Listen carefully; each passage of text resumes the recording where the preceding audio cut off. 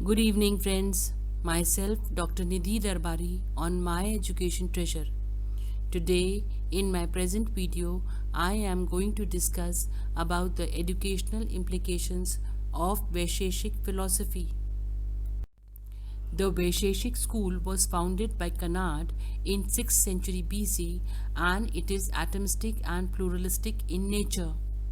The basis of this school of philosophy is that all objects in the physical universe are reducible to a finite number of atoms. Brahma is regarded as the fundamental force that causes consciousness in these atoms. The Vaisheshik and Nyaya school eventually merged because of their closely related metaphysical theories. Although Vaisheshik only accepted perception and inference as sources of valid knowledge. It is realistic and objective philosophy of universe. It considers God to be the guiding principle. It considers that living beings are rewarded or punished according to the law of karma. Vaisheshik considers the creation and destruction of universe is a cyclical process and occurs according to the wishes of God. It explains the phenomena of the universe by the atomic theory, where the combination of atoms and molecules into matter. It explains the mechanical process of formation of universe. Vaisheshiks believe that objects of the universe are composed of 5 elements: earth, water, air, fire, and ether. It agreed with Nyaya that suffering was caused by ignorance and liberation was achieved by the right knowledge of unity or reality. God. The Vaisheshik believes in the authority of Vedas and in the moral law of karma. Kanad himself does not openly refer to God. His aphorism, the authority of the Ved, is due to his being. His other world has been interpreted by the commentators in the sense of the Ved is the word of God. But the expression Tattva Vahana may also mean that the Ved is the word of seers.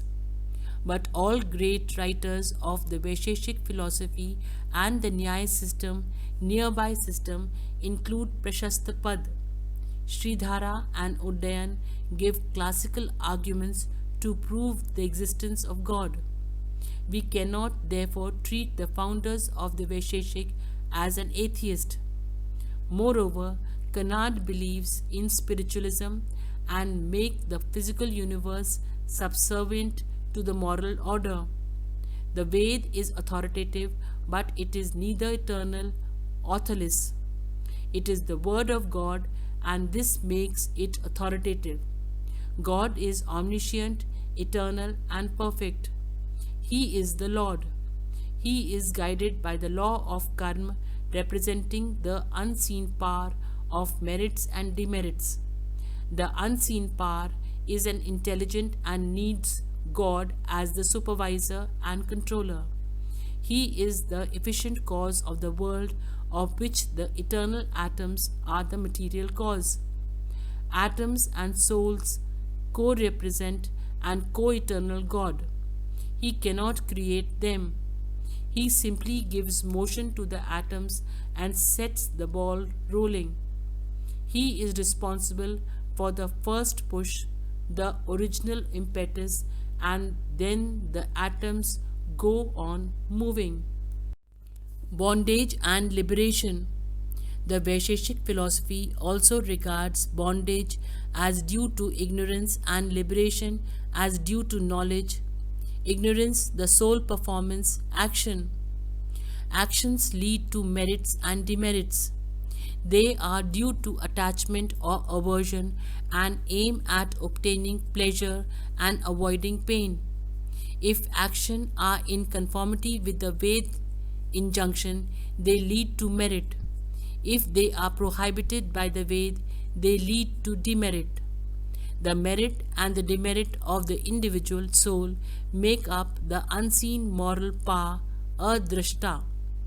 According to the law of karma, one has to reap the fruits of action one has performed, whether they are good or bad. This adrashta, guided by God, impart motion to the atoms and leads to the creation for the sake of enjoyment or suffering of the individual soul. As long as a soul goes on performing action, it will be bound. To get rid of bondage, the soul must stop actions. Liberation comes through knowledge. When action stops, new merits and demerits do not get accumulated, and old merits and demerit also gradually worn out. The soul is separated from the fetters of the mind and the body and realizes its own pure nature.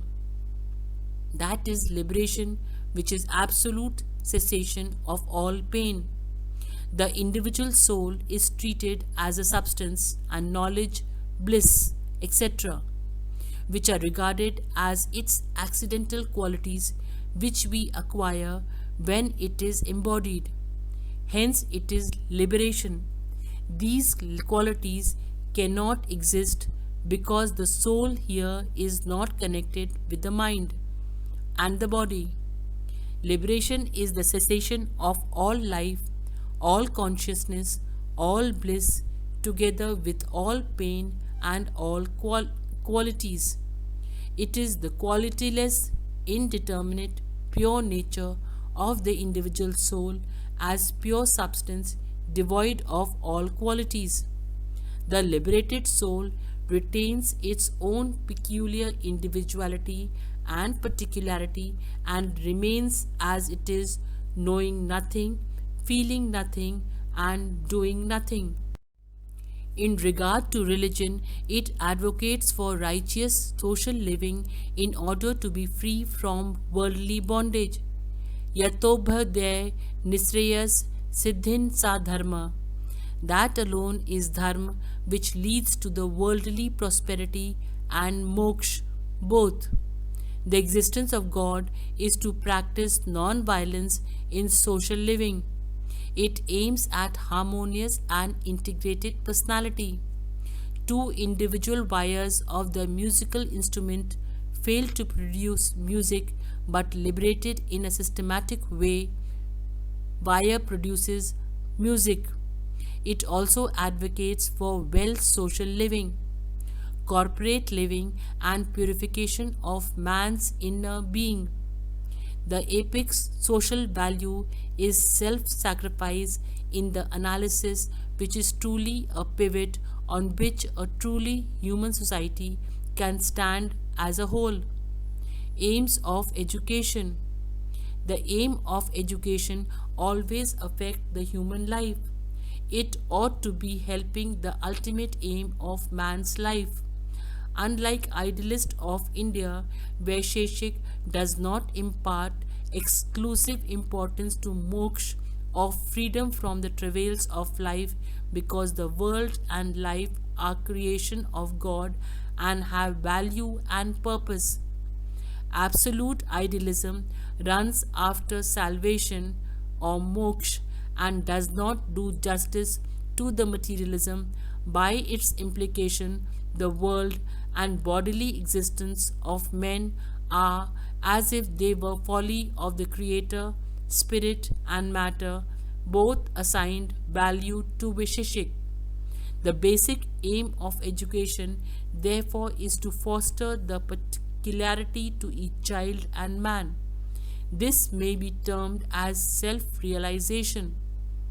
Emphasis is laid on the creation of scientific attitude towards life, which consists of knowing the structure of the universe and man's place on it. This knowledge will lead to the ethical, religious, cultural and other norms. Kanad, in his Petarth Shastra, explains that the very purpose of education is to free man from ignorance to enjoy life, happy life with creation of values. For the sake of freedom from the circle of life and death, and it is the sole of role of education to aim at providing light knowledge for successful enjoyment in the world and to go beyond the world. The pupil, human child in this system, is partly spiritual and partly physical, and his well being a quasi determined and quasi indetermined. The teacher has to discover the level and degree of receiving ability and learning ability of the student. The student in this realistic school should be obedient and they should have a thirst for knowledge. He should seek knowledge with the faith and belief in the teacher. The Indian philosophy of realism lays much importance to the pupil and teacher relationship, where academic aids of both teacher and pupil both are emphasized, but the exact aim of man being of deliverance from the bondage of life and death. Both of them should resort to the intellectual preparation and persuasion. Academic lessons are meant for self-realization, for this discovery of meaning of nature, life and man and of all objects are indispensable. If you found the video to be informative and interesting, I request you all to please give a like to the video to motivate me, share it with others and subscribe it so that whenever I upload a new video, you will get a notification. Role of the teacher. Sage Kanad used to eat the grains left in the farms, hence his name was justified. This refers to simple living and contented life. According to this school, teacher must be academically creative, dynamic in morality, and an expert in several fields to be able to solve the problems faced in varied forms from different levels. Like Nyay, Vaisheshik holds soul a substance devoid of consciousness. Consciousness comes into being on account of functioning of the mind through senses. Sensory training and training of the mind becomes the focal point to foster knowledge. Knowledge is the outcome of mind with the object. Hence, the role of the teacher is just like a guide, deep theoretician or scientist to produce brilliant students.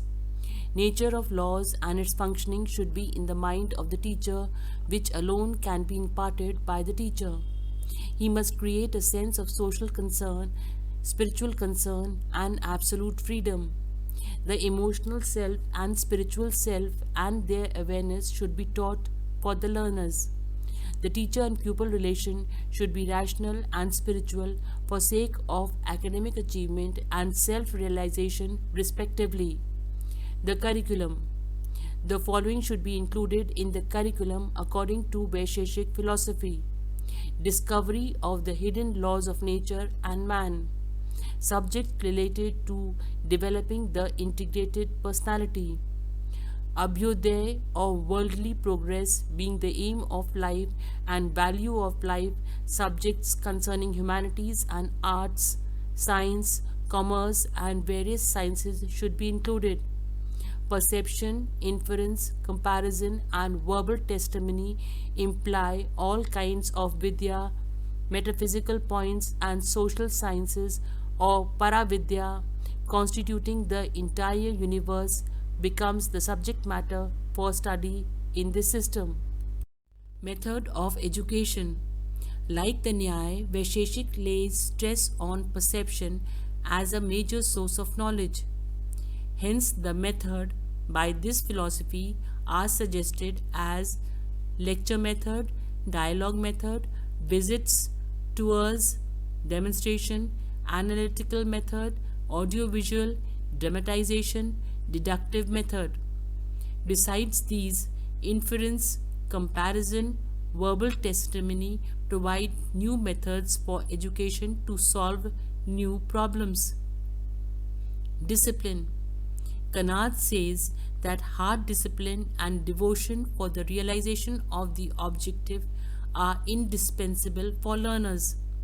The thirst of knowledge demands continuous and reliable research for the solution of problems.